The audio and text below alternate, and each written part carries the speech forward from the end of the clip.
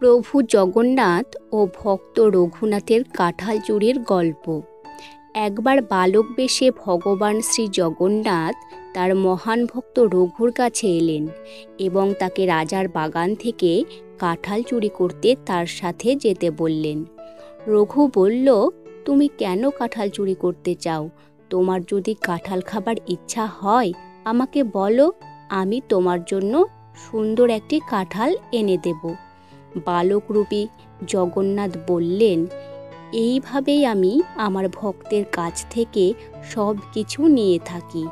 আমার সব কিছুই আছে। মা যশোদা আমাকে কত ননি মাখন খাওয়াতো, আমাকে আনন্দ দিত, কিন্তু তবুও আমি অন্যদের বাড়িতে মাখন চুরি করতে যেতাম। চুরি করা দ্রব্য ভোজনে বিশেষ আনন্দ আছে। আজ তোমাকে আমি উপলব্ধি করাবো চুরি করা কি আনন্দের। আমার সঙ্গে এসো।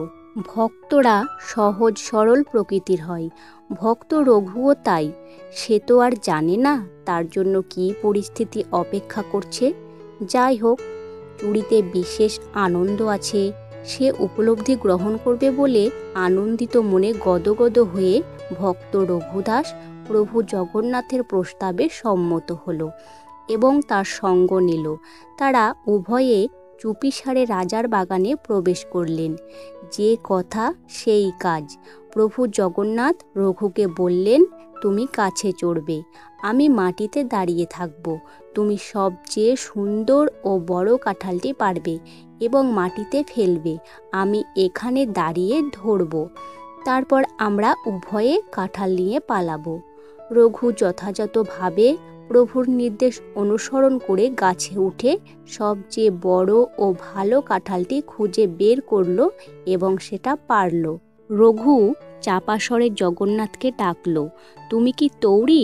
জগন্নাথ উত্তর দিলেন, হ্যাঁ আমি তৈরি, নিচে ফেলো। রঘু কাঁঠাল নিচে ফেলল। জগন্নাথ সেটা ধরবেন ভেবে, কিন্তু কোথায় জগন্নাথ? তিনি ইতিমধ্যেই বাগান থেকে পালিয়ে গিয়েছিলেন। কাঁঠাল ধরার মতো সেখানে কেউ ছিল না। বিশাল শব্দে কাঁঠালটি মাটিতে পড়ে ফেটে চৌচির হলো। যখন রাজার বাগানের মালি ওই শব্দ শুনল, সে বুঝতে পারল যে কেউ বাগানে ঢুকে কাঁঠাল চুরি করছে। তৎক্ষণাৎ সে দৌড়ে গাছটির কাছে গেল এবং একটি বড় কাঁঠাল ফেটে মাটিতে পড়ে থাকতে দেখল।